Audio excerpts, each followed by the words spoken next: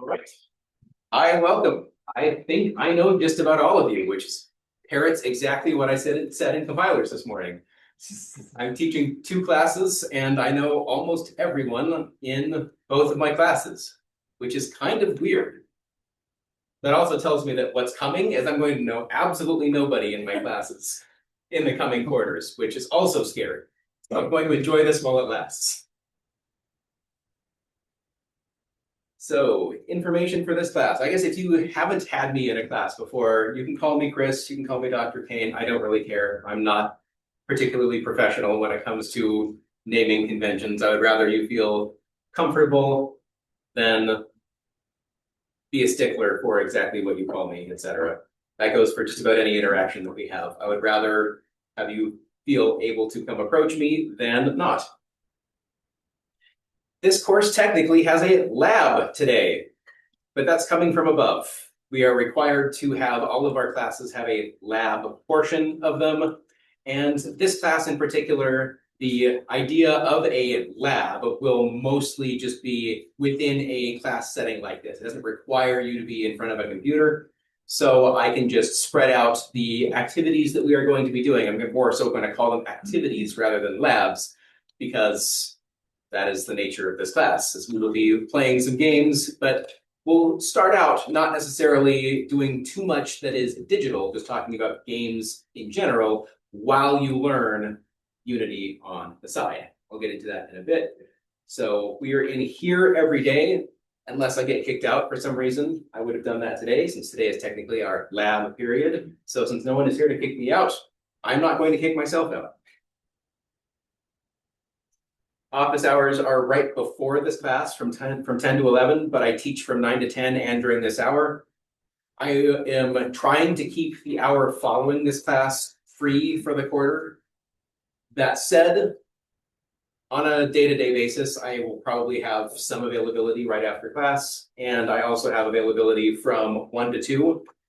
That said as well, I'm not necessarily stating that I'm going to have that many office hours. I would just rather have you reach out to me if you need time and are in class or have other obligations in the hour before class. Office hours are my favorite part of the job, so I will go out of my way to make them work for you, whatever that looks like. Let me know if there's going to be a long-term conflict or if you can't make it, and I will find time to fit you in. Course description and outcomes, you can read that on your own. Very important, I sent this as an announcement on Canvas over the weekend, but you need to get the textbook and you need to get it as soon as possible. This does not need to be a physical copy. Darn, I pressed record, doesn't matter anyway. It does not need to be a legal copy. I don't care how you get it, but we will be working out of it significantly. In fact, you will be following along and implementing everything from this book, from page to page, basically from cover to cover. So because of that, it is an investment that will be very worthwhile. It's super cheap as far as a textbook is concerned. As of the price check over the weekend, it looked like it was $40 to $45 new, but like 17 to 20 used on Amazon, and that's only one of the sources. So I don't think it should break the bank if you want to have a physical copy of it. I have one copy of it floating around, but I forget who has it, and I need to figure out who has it so I can get it back, so that I can loan that out. Question? I'm pretty sure the Kindle copy was only like $3. Kindle copy is $3. There you go. So it's great. It is starting to be a little bit out of date, which is annoying for a book that's not that old. I am monitoring almost weekly for whether they're publishing a 5th edition and how frequently. So that will create some things that we will discuss at a later date, just to make absolutely sure we're talking about the bleeding edge. My policy is the same across all my classes. I guarantee any responses to emails within 24 weekday hours. That means if you send me an email at noon on a Tuesday, you should have a response by noon on Wednesday. If you send it at noon on Friday, expect it by noon on Monday. I am typically much faster than this. That said, that is my guarantee so that you know that something happened and you should follow up. So if you have not received a reply within 24 weekday hours, please reach back out. Something happened, it got lost, it got buried by things that were much less important than your email. And I wasn't able to get around to it. And if it hadn't happened at the 24 weekday hour period, it's probably not going to happen. Please send that follow-up. It's winter quarter. Weather is sometimes weird. Weather has been unusually normal, not normal, but unusually warm this year. But if university moves to remote instruction, I should say, then we will hold class synchronously online if possible. So that will be through the same Zoom link. I'll show that to you on Canvas here in a second. Any questions so far? Pretty straightforward, typical things. Not too much in here that is hugely meaningful. Until the grading policy, that's pretty meaningful. So this course will involve 8 written assignments, 1 per week, starting this Sunday is when the first one is going to be due. They're always going to be due Sundays at midnight. And they're going to be going over 3 chapters of the book at a time. You're going to be doing write-ups. So you're going to be following along and doing whatever the book tells you, basically, for 3 chapters at a time. And then you're going to write a quick page summary of what you did, what you played around with, what you learned, attach a screenshot of some of what you've done. And we'll call that good. That's just the evidence that you've read and implemented that material. This is all in preparation for the next quarter's work. So this course is broken down into 2 quarters. There's the learning quarter, that is this quarter, and the application quarter, that is next quarter. It's a pretty hard line. You're going to be learning Unity and C# on the side for homework, and we're going to be analyzing games at a much deeper level than just playing them in class. And that's a lot of what this first quarter is going to be. The second quarter is going to be making games in teams and reviewing each other's games, writing technical reviews of each other's material.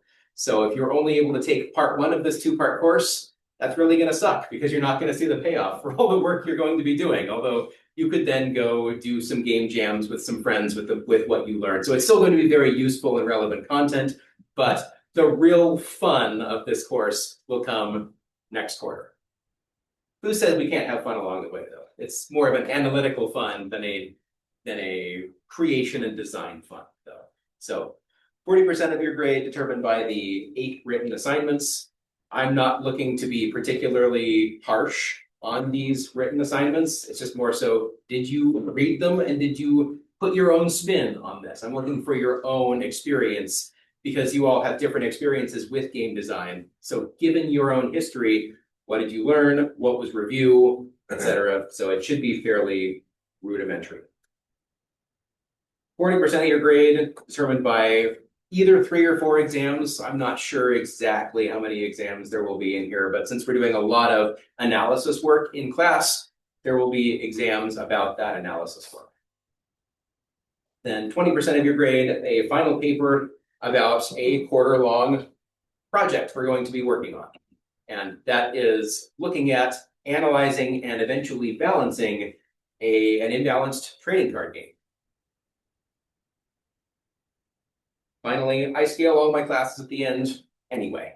So I kind of say up to 5%, but even I've done historically more than that, but probably not needed for this class, given that 40% is going to be coming from written assignments that tend to go fairly well as long as people put in the effort. As long as you're not half-assing the assignment, then we should be fine.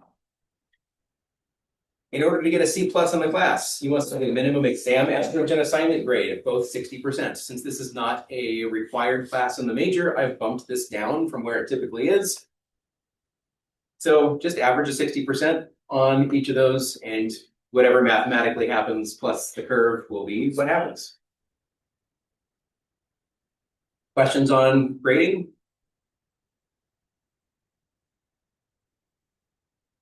I have not had too many historical problems with grading. I've taught this course here once, and I don't anticipate that being a huge roadblock. Yeah. You mentioned the project. Is that going to be like a class project? Yeah, we're doing a lot of it in class, and then some of the sections at the very end will be something that you do alone. But we'll be doing a lot of that work in groups in class ahead of that. Yeah, so a lot of that is not graded, but it's also the background material that you need to have the evidence to write that paper and to do this work. So actually being in class rather than remote is very important in this class because we do a lot in class in groups that are going to be very difficult to do remote. So anytime that you can show up in class, please do. That said, I do have remote options. If your car breaks down, you get sick, please don't come spread it. If you have other outside obligations that take priority over this class on that day, I understand that that does happen. So just please let me know whenever that's going to be the case, and I would appreciate it. More things you can read on their own. Exams in all of my classes, I allow the double-sided 8.5 by 11. It's a very narrow sheet of notes. 8.5 by 11 sheet of paper. You can have whatever you want on it, front and back, don't care. What else? Yeah, written assignments, Sundays at midnight, exams, Fridays in class. That is the plan. I have a late work policy that is not so much of a policy, but my considerations with regards to how I will allow for late work. So it's reasonably case by case, but the questions that I will ask to determine whether I accept the late work. Was there an extenuating circumstance outside of your control? Please don't lie to me about this. I can tell. Did you communicate with me and or the TA as soon as you were aware that you couldn't submit it on time? And then how forthcoming are you in this communication? I respond best to the truth, even if it's embarrassing to admit. I would rather hear the reality and work with the reality than with some exaggeration or with some lie. In general, I will probably accept the first request for an extension just by nature of stuff happens within a quarter. So I'm not going to ask too many questions about it. But if you continue to ask for extensions every week, I will start to say no. Because unless there is an extenuating circumstance that you've been communicating with me this whole time. I try not to ask for evidence, but I would start to need to if it became a reasonably recurring thing. I also care about the graders' upcoming schedule, so I communicate with my graders as much as I possibly can and want to make sure that they are able to adhere to their commitments. So if they have an especially busy time, I may be more stingent with regards to whether I accept late work or not. I care about my graders, I want them to succeed as well. Then I also care about, will giving you an extension jeopardize your ability to keep up with the class? So if you've fallen behind multiple assignments and you want to extend yet another assignment, it's starting to have a domino effect on your ability to be successful in the class. Something else is going on, we should address that something else. AI policy in this course. I'm perfectly okay with you using AI to clean up any writing of yours, but I expect all of your ideas to come from you. AI should not be generating the ideas from your write-ups from the book, but it absolutely can help you with style, spelling, grammar, format. If you do that, however, please do submit an addendum with your I can't really call it a PDF. I don't really care what format it is submitted in, but include the prompt history that you used. And that way I know the extent to which you are using it. Again, I don't really care. I'm collecting data on how students are using AI in my classes, just so that I can better go back to the design of my courses and make sure that there are learning outcomes that can make use of how AI can help us all. If you do submit something that has been clearly written or changed by AI and did not have that documentation, I try my absolute best, because I know how annoying it is, to not judge someone or say you've used AI when you have not. It would have to take something that is obvious to me in order to have an issue with it, especially in a class like this. But please don't just at the last minute try to use AI to circumvent everything. There's a big difference between using AI to augment learning and circumvent learning. It can help your communication. It can hurt your ability to be successful in the long term if you're using it to generate all of your assignments. Questions on grading your AI?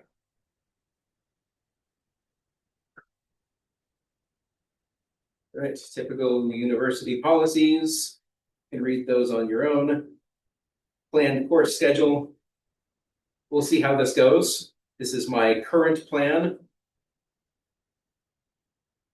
I may or may not have that last exam, and that may change when a couple of these exams are throughout the course, so don't necessarily rely on these exactly being true. This is my best approximation at this point, but on a quarter by quarter basis, things do change, and I like to hold up the ability to adapt when I can.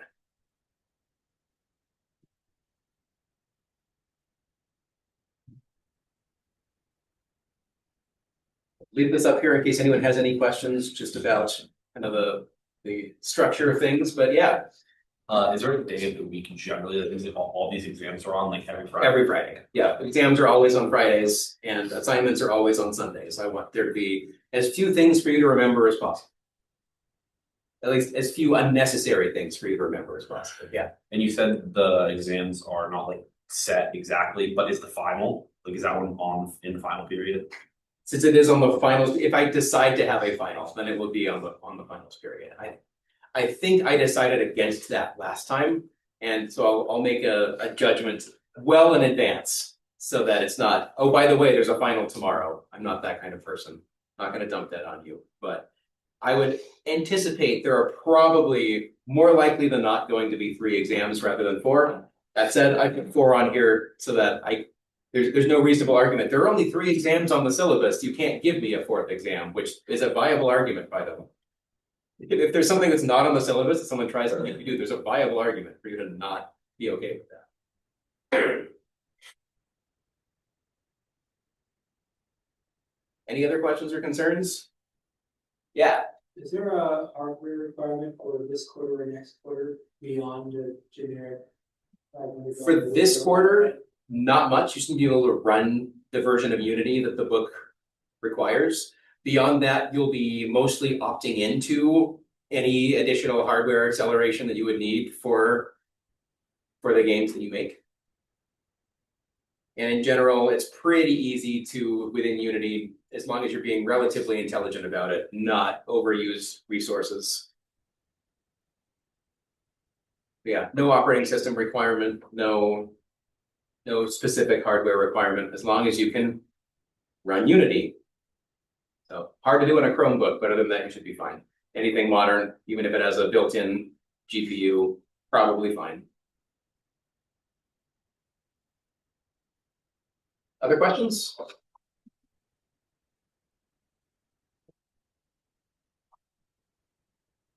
Yeah, like the spread on the content of the exams we're pulling from, like mostly from the book, mostly from in-class stuff, general. Almost all in-class stuff.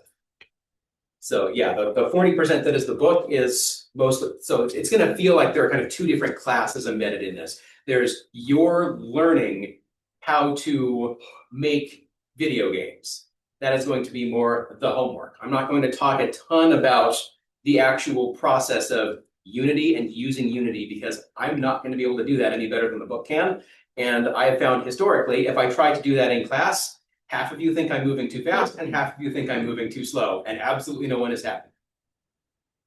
If I let you do this at home, this book is fantastic, by the way. It's very easy to follow along with, and it's pretty straightforward. It allows you to move at your own pace.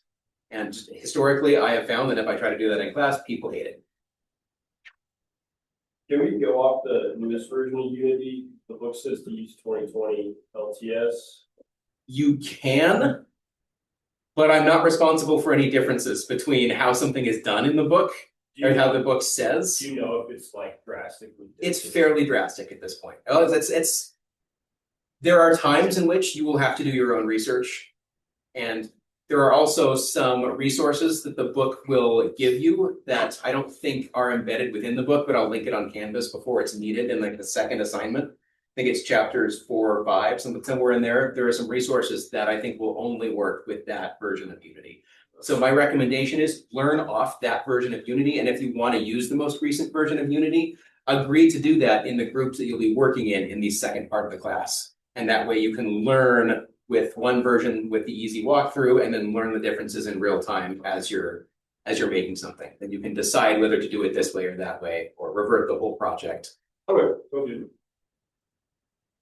Do you know for the writing assignments and maybe the final paper if there's any like page requirements set in? I hate page requirements, but I would, if I were doing this myself, I would try to keep it to about 1 page plus pictures. And that's typically, I hate double spaced as well. You can do whatever you want, but what my 1 page is based on a single spaced analysis of writing. So I want there to be some analysis and a little bit of storytelling about your background or history with any of this. If it's brand new, great. Tell me about how it's new and what it was like. But don't just give me the absolute bare minimum, a bit of analysis. But you don't need to go overboard. Doesn't need to be a book. Anything else? Yeah, the in-class portion of this is going to be much more design focused, much more analysis focused, because I find that the games that I play and the games that I'm aware of in development, the biggest flaws that I find with them are at the analysis and design level.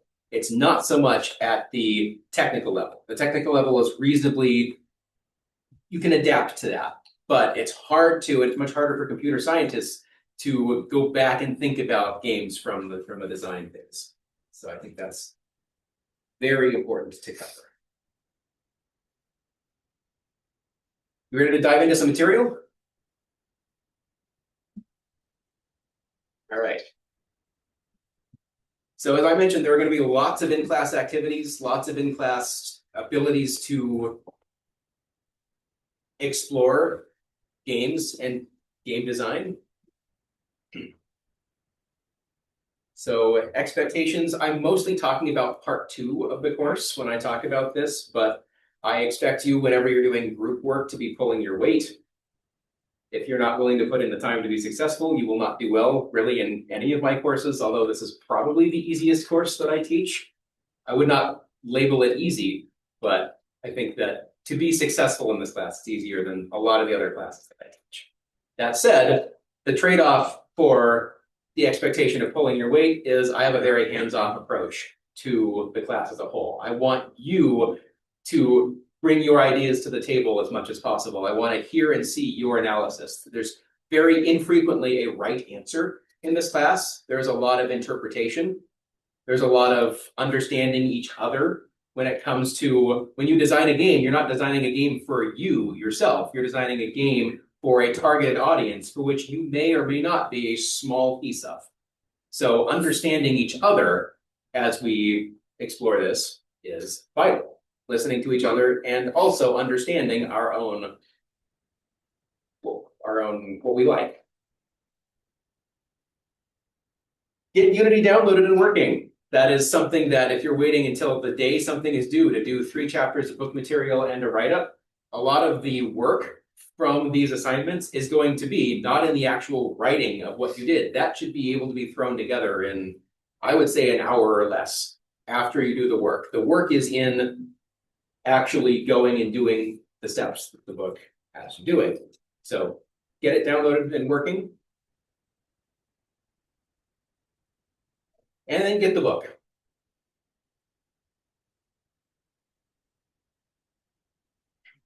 In group projects, you will not be able to pull your weight if you do not put everything that you have into understanding Unity this quarter. And the downside of not doing it in class is that there's not a ton of back and forth.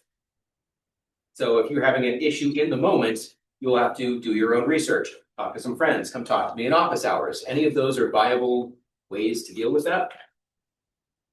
But I find that the best predictor of success next quarter is going to be how much effort you put into this quarter.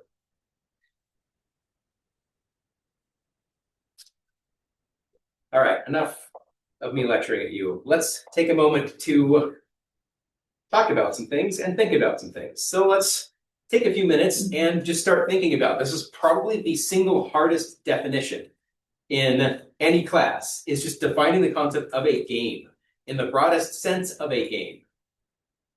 So this should incorporate things like the video games that we play, tabletop games, games that you would play on a playground, children would play on a playground, a game that you play in your mind.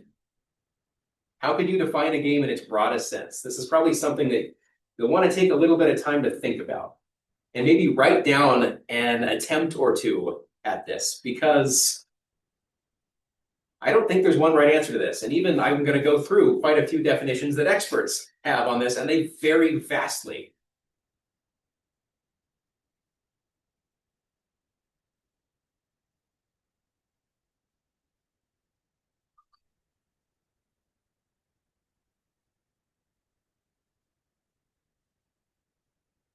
And since we're going to be doing this a lot in this class, find about 3 other people or so near you. Let's see if we can have a conversation about this. Start talking about what it means to. But what does a game mean to you? Section in this book about the Unity version control. Yeah, there is not.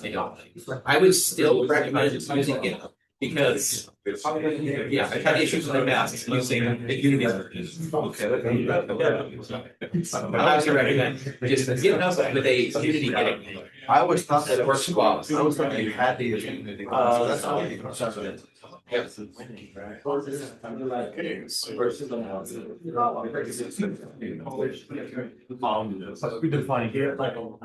the way I was thinking of it is like if I think of it as philosophy, as like that's something that involves interact.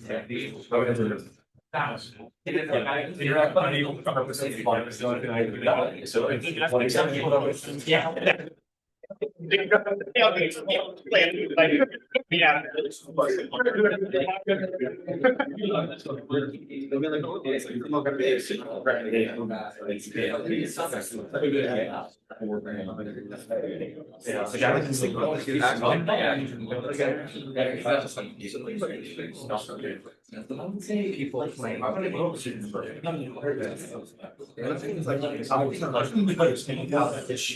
And then all of a sudden, again, like, you understand what that means. It's like, oh, this is like, this is something. Like, I'm trying to get a reaction. I just made everything like more. It's like, your baseline. I'm letting, yeah, but I'm like, you're like.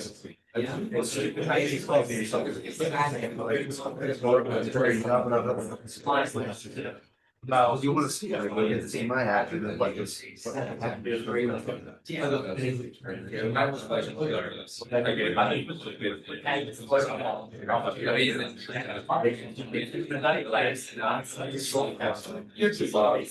I know, we're taking the broadest, I like that, very beginning is honest, and nothing to do with something. Yeah. It's a pretty good broadest sense of definition, and you where he's like.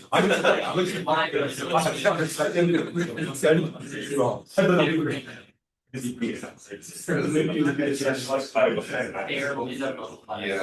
think the back and forth. Interactivity is like a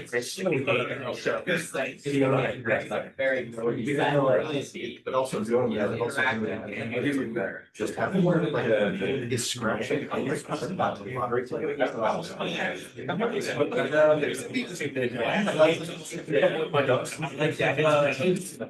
Yeah.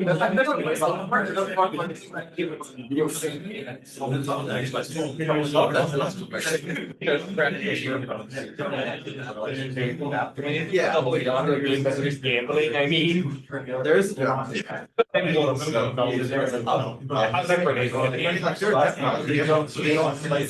is most certainly a whole lot. Even to an extent, some other things are game. It's still battles that interact. I feel like this could also get into the topic of like what else they consider because being played into a sports trade is not really surprising. Now, hey, money to play for play like a slot machine. Long-term effort. So, I mean, some people's hobbies are that. So, like, I mean, if I still like it's like. No. It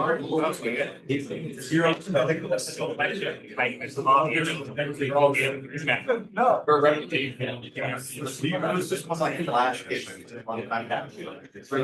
the city and there's a casino in the city. But there's a lot of other stuff. Among the casinos, I mean, it's like very accurate odds for like winning these shows. They make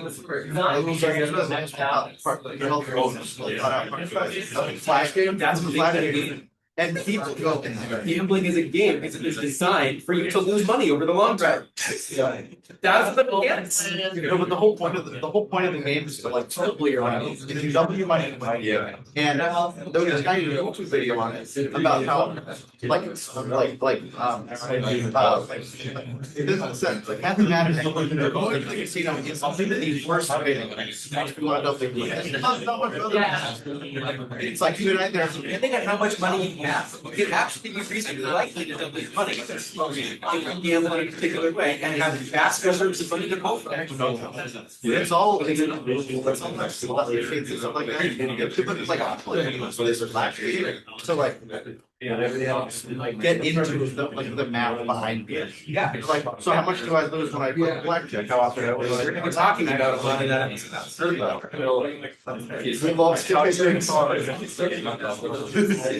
All right, let's come back together. We've had a bit of time. So, what did we decide? Anyone want to share what their group came up with? We go 1, 2. We said, 1, a set of axioms, and then 2, a set of rules, and then 3, a goal, and it's pretty abstract. Okay, axioms, rules, and goals. So we need, we need statements of fact. We need rules within that, and then we need something that we're trying to accomplish. It's not really a game if there isn't an end state, or at least a short or medium term goal. Because there are games that don't necessarily have to end. Look at a D&D campaign that can go on forever, but it's pretty boring if you don't have some stopping points or some short-term and medium-term goals that you're working toward. Imagine a game that's just a completely open world with absolutely no objectives, and you can't even come up with your own objectives. There's not much there to work with. Is that a game or is that a space? Kind of an interesting distinction. Yeah. We kind of define as to have a game, you need to have some interaction defined by rules, and then someone to interact with that, to interact with that system. Because we were trying to think of what is encompassed by the term game, like video games, board games, but even like playground games like tag, where it's like there's no game pieces to that outside of like arguably the players at best. Players are the game pieces. And so it goes down to like such a simple rule sets like that, all the way up to video games where it's defined by the program itself. And also thinking about like story games and such, where the goal is usually just to witness it. Yeah, a visual novel. Sometimes you just play through to have it is a story unfolded in front of you. There doesn't necessarily have to be even decision that you make. Other ideas? 1, 2? Yeah, I would say definitely a big one for me would be like the way I view it is it involves something with actions and then reactions from those actions. Okay, actions and reactions. We can get Newton's laws involved in games. Love it. We were pretty broad and vague. A game is a structured activity with a set of rules. Yeah. So this class is a game. Yeah. I like that. Goals to pass. I really just thought of like at, as a baseline, just an interactive medium. There has to be some aspect where you interact with it or play it, so to speak. Yeah, okay, so what is the gameplay? Yeah, it's like, it's like you have to interact with it. So like this, that's what separates like like probably like the David Cage game from just being a movie, because you actually have to interact with it, while also like including probably a lot of the more artsy walking sims games, because they are something you have to physically put yourself in or imagine yourself in. Sure. Rather than just reading a book or just watching a movie. Sure. I like what Connor said about like the action and reaction, but I think that like something that we haven't been talking about is like the emphasis on like leisure or fun that a game has, which I don't know if it has to be true, but in most cases that is the point of a game. Most of your classes might beg to disagree. I'll try to make this class as fun as possible. On that topic though, there does have to be a reward at the end, like whether it's perceived psychological or material. Like that idea there, the funness, it is the reward. Yeah. So clearly define challenge that when overcome leads to a reward. Okay, I like that as well. Clearly defined challenge that when overcome leads to a reward. There's one here and we'll go to the back. We were saying that like a game has rules, a way to win and a way to lose, but like you were saying, like it could also be thought of like instead of like a way to win, it's like a reward or a way to like not be rewarded based on what you do. That way there's like an objective or a challenge or Yeah, is there need to be a way to win or lose? No, there doesn't. Yeah. Yeah, That's so you that's can treat intriguing. because we as we said like Minecraft, because there's no winning and no losing really. So Yeah. it's like, but there are like rewards. You like rewarding things psychologically that make the game fun and playable. One, then two. So I don't know if this is all encompassing, but I kind of thought about what the first games were. I thought about when cats play. And so I thought of it's like a low stakes way to simulate real scenarios and practice skills. Interesting. I like that as well. Let's see. I don't know if every game does that, but there are certainly there are ways to gamify, and I taught a whole course on gamification my very first quarter here, and that was interesting. But gamification is something we will also talk about. So I'm kind of going off what they were saying in the sense of like what you get, a reward or a win or lose condition. Another thing could be like broadening your knowledge or ability to use logical steps, logic puzzle games, stuff like that. Yeah. It doesn't need to be, I mean, of course, there's win or lose and something like that still, because you have to figure out the puzzle or you don't, but you also gain something else, which is knowledge. Yeah. Anything we do in the world really can give us feedback. And as long as we challenge ourselves with what we choose to do, we can learn from it. I'd argue that fun isn't inherent to what a game is, since games are used a lot as kind of an artistic medium, and artistic mediums are useful for storytelling, and a story that you tell doesn't necessarily need to be fun to go through. It could just be meant to be informative. Yeah, absolutely. We'll talk about a couple examples of that. Games that aren't necessarily meant to be fun, but are meant to be expression. All very good points. Let's start talking about some of the definitions from experts in the field. So some of you may know some of these people, some of you may not. That's okay either way. This is one of my favorite definitions of it. Bernard Suits says it's a voluntary attempt to overcome unnecessary obstacles.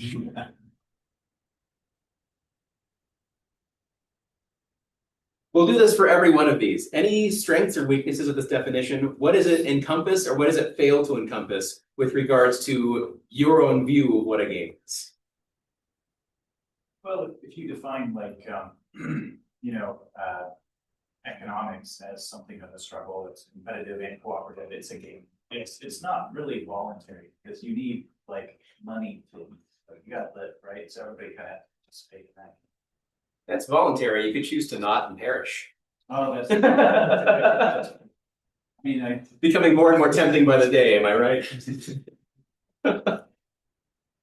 See, we had something over here, and then we've got lots of hands. Let's kind of, I guess I'll work my way down the front row and then hit the back. I was gonna say similar thing, but we're just about life in general, being born, like you don't choose to be there, then you have to play this game and kind of voluntary.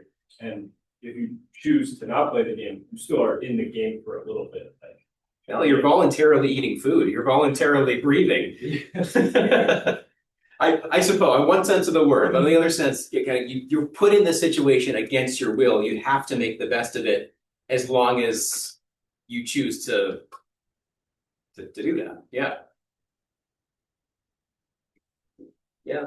I guess for me, it's in the way it frames unnecessary obstacles. Like sometimes I feel like the context of a game or just something about how it is designed can kind of maybe make that not as like implicit that it's, oh, this is so unnecessary. Yeah.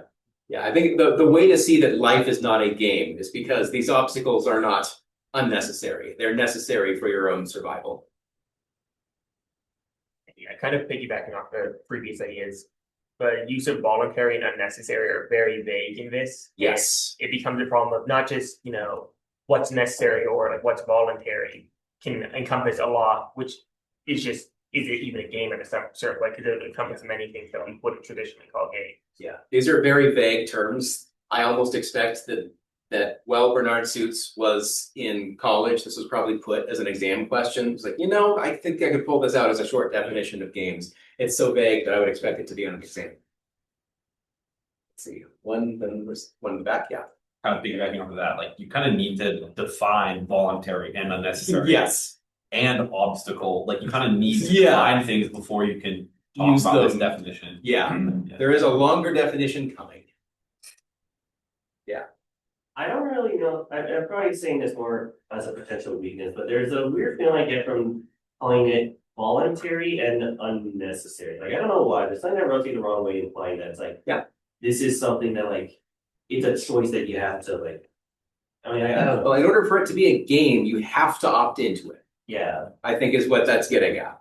Yeah. You're not playing the game until you decide to play the game. Otherwise, it is not a game.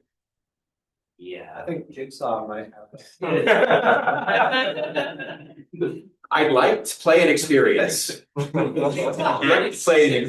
like to play an experience? All right, long definition. To play a game is an attempt to achieve a specific state of affairs using only means permitted by rules, where rules prohibit the use of more efficient in favor of less efficient means, and where the rules are accepted just because they make possible such activity. Another very interesting way of thinking about a game. There's a much easier way to win a game. Just state that you've won it. Or if you're playing a board game, place your piece at the last position. You didn't follow the rules, but now, according to the rules, you have won. You've reached the winning state. You didn't do so legally. Why do we adhere to those rules? It's because it makes possible, instead of more efficient means, they're less efficient means, but it makes possible the activity that the rules are meant to justify. So rule creation becomes a very interesting way of creating such possibility. It was created a long time ago in chips.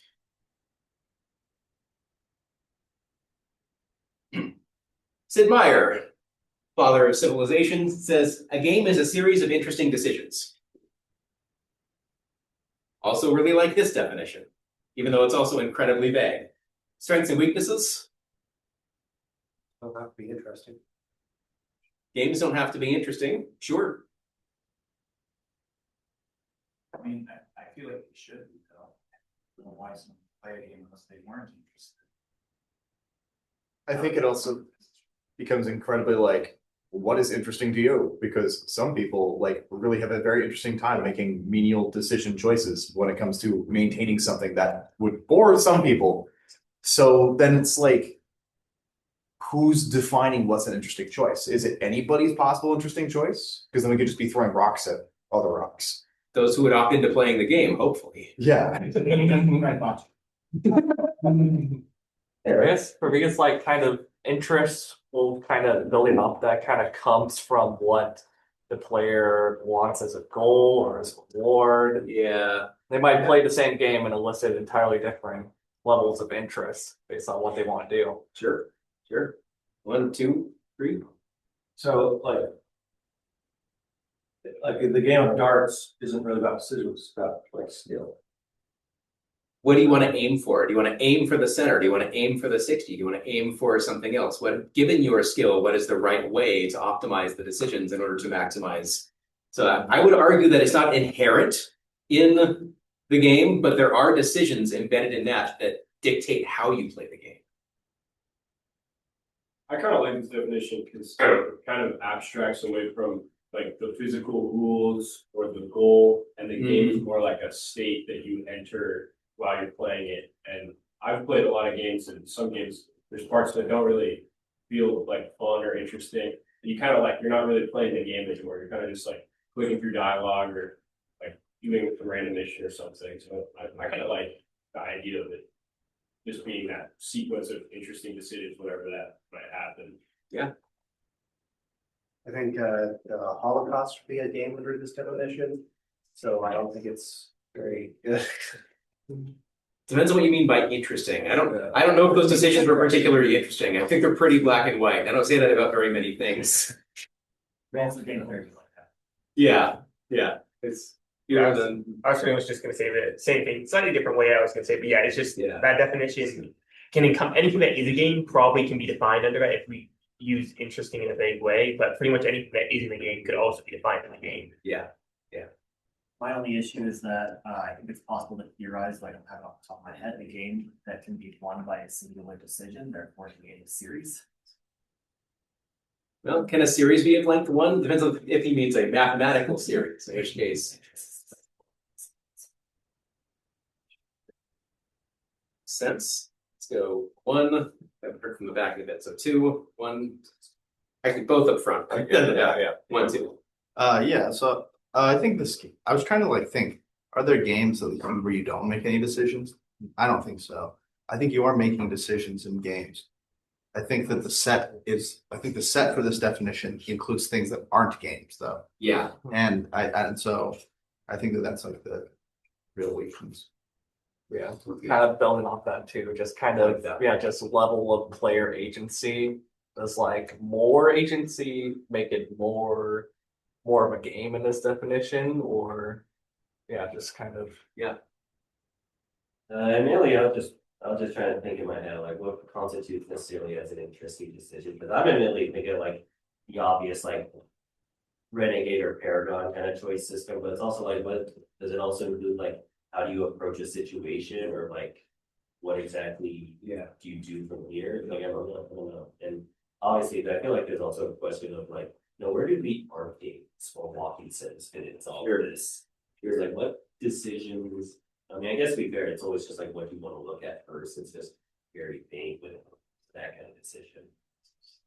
The card game War? Yeah.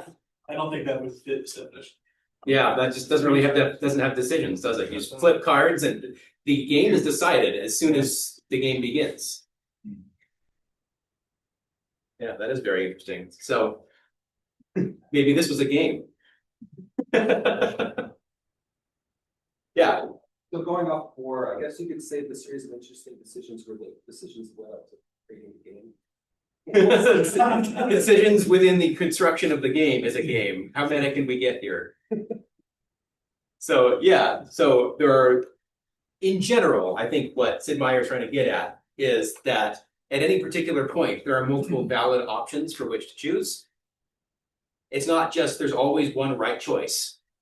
There are multiple options, and due to the either hidden game mechanics, hidden results of those, it's an interesting decision because there's no obvious right answer. As soon as there is an obvious right answer, then you're implementing an algorithm, not playing a game. At least in order to be an interesting game. Each option needs positive and negative potential consequences. And then the outcome of each option is predictable but not guaranteed. You want to have an intelligent guess as to what the outcomes of this choice will be, but not necessarily be able to predict it. So the goal of game design in this case would be to create interesting decisions for your players, which is a very interesting way of thinking about making a game. And how are we out of time already? We'll have to come back to the rest of these tomorrow, but we will continue thinking about and exploring what it means To make a game. Still more than that. Nice.